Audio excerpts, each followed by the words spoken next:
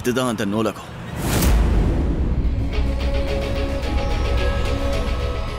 அரண்மனைக்குள்ள இவ்வளவு பெரிய நூலகமா?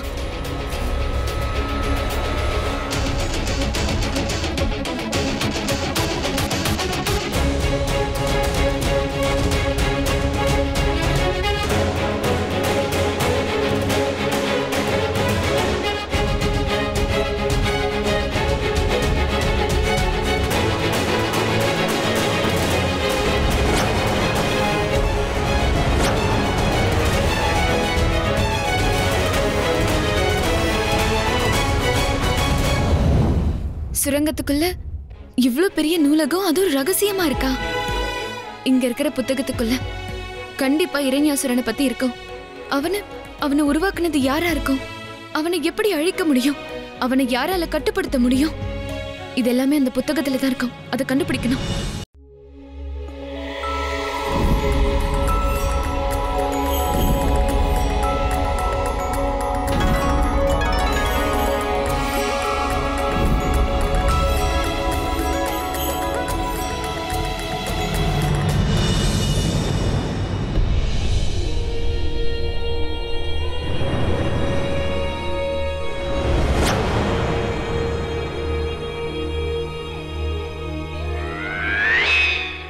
எதுக்கு என் பின்னாடியே வர? நீ என் மனைவி. உன்னை காப்பாற்ற வேண்டியது என் கடமை. கணவனுக்கு நிறைய கடமை இருக்கு. இது வரைக்கும் நீ அதை எதையுமே செய்யலையே. எல்லாத்தையும் நான் செஞ்சுட்டேன். உனக்கு தான் தெரியல. இல்லாத ஒண்ணு எதால பார்க்க முடியும்? காதலால. இங்க பாரு, எனக்கு நேரம் இல்ல. என் பின்னாடி நீ வராத. அசுரர்களின் சக்தி, மந்திர வித்தை, ரகசிய குகை, ஆத்மா. இப்படி நீ புத்தகங்களை தேடிக்கிட்டு இருந்தா வாழ்க்கை முழுக்க தேட வேண்டியதுதான். உனக்கு எந்த புத்தகம் வேணுமோ அத மந்திர சக்தியால வர வைக்கலாம். எப்படி? கொடுமைக்கார மீனவ பொண்ணு.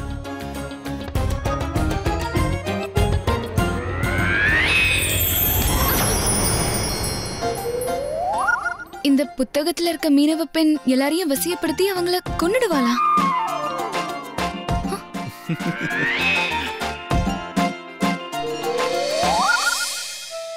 அசுர கணவன்.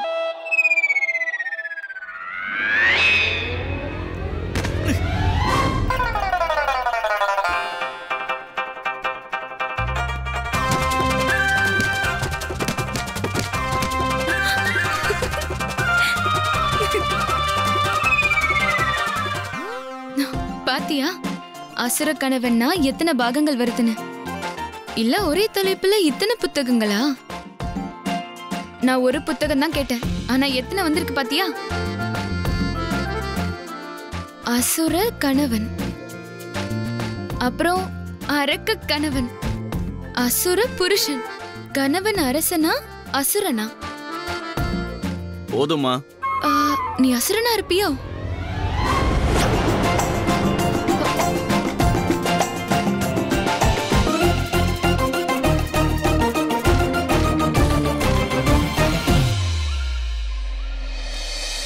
இரண்யாசுரன் புத்தகம் முன்னாடி வரட்டும்.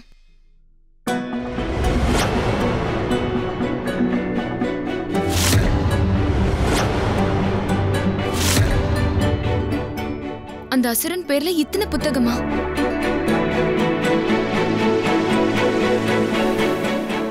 நீ இங்க இருந்து கிளம்புறியா? உனக்கு கண்டிப்பா என் உதவி தேவைப்படும். பண்றனே.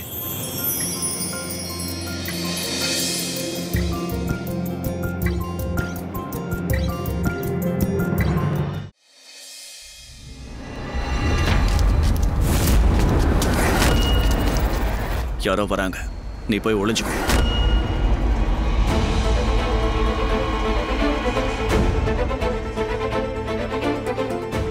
யாரங்க? இங்க வர உரிமை யாருக்கும் இல்ல. நான் தான் இளவரசன் வீரா. ஒன்னும் பிரச்சனை இல்ல, கிளம்புங்க.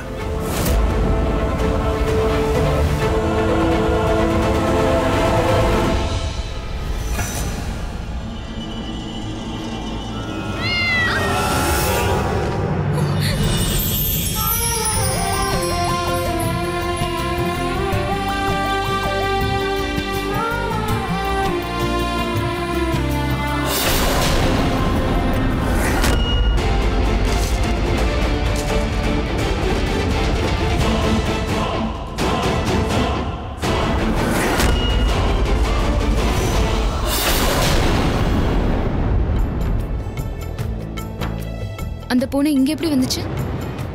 நீ தான் வர வச்சிருப்ப, மாயக்காரன். நீயே அழகான பூனைக்குட்டி மாதிரி தான் இருக்க. நீ இருக்கும்போது இன்னொரு பூனைக்குட்டி தேவையா? அதுவும் மந்திர பூனையா?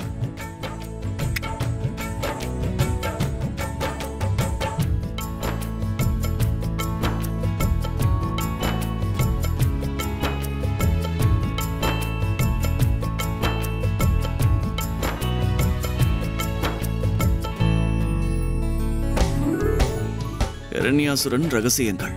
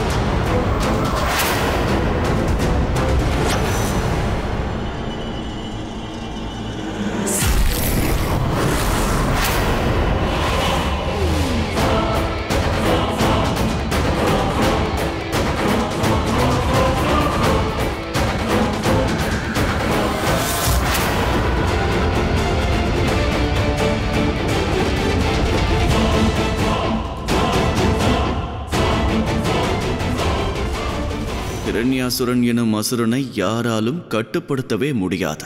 ஆனால் அவனிடம் இருக்கும் சக்தியை பயன்படுத்தி அவன் யாரை வேண்டுமானாலும் கட்டுப்படுத்துவான். அப்படின்னா அன்னைக்கு அவன் தான் சந்திரகாந்தாவை கட்டுப்படுத்தி அவன் இஷ்டப்படி செயல்பட வச்சிருக்கான்.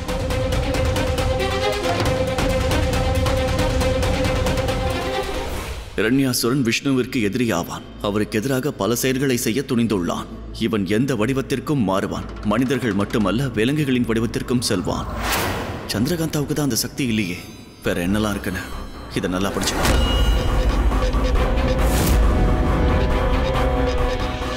இரண்யாசுரன் மிகவும் சூழ்ச்சிக்காரன். தன்னை எப்பொழுதும் சந்தேகப்படாத அப்பாவிகளைத்தான் அவன் எப்பொழுதும் இரையாக்குவான்.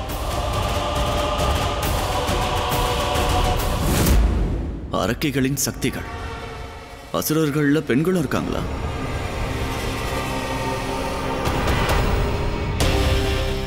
அரக்கிகளின் சக்திகள். இந்த அரக்கிகள் அப்சரஸ் போல் இருப்பார்கள். தங்களுடைய அழகினால் எவரையும் மயக்கி விடுவார்கள். அவர்களை எதையும் செய்ய வைப்பார்கள். மந்திரத்தால் முடியாததையும் அவர்கள் சாதிப்பார்கள். அவர்களது சிந்தனையில் எப்பொழுதும் சூழ்ச்சியே நிறைந்திருக்கும். புதியவர்களை கூட முதல் சந்திப்பிலேயே இவர்கள் மயக்கி விடுவார்கள். குறிப்பாக ஆண்களை. இவர்களிடம் இருக்கும் அழகை பார்த்து புதியவர்கள் கூட அடிமையாகி விடுவார்கள். ஆண்களுக்கு இவர்களை முதலில் பார்த்ததுமே காதல் வந்துவிடும். அப்படி காதல் வயப்பட்ட ஆண்கள் இவர்கள் பின்னாலேயே எப்பொழுதும் சுற்றித் திரிவார்கள். இவர்கள் அதை பயன்படுத்தி தாங்கள் விரும்பும் இடத்திற்கே அவர்களை அழைத்துச் செல்வார்கள். இவர்கள் அரக்கிகள் என்று யாருக்கும் சந்தேகமே வராது. அப்போ எல்லாமே நாடகமா? திட்டம் போட்டு பின்னப்பட்ட வலையா? இங்கே எழுதியிருக்கிறது எல்லாமே சரியா இருக்கே. சந்திரகாந்தா முதல் முறையை முன்னாடி வந்தப்பவே இப்படிதானே நடந்துச்சு.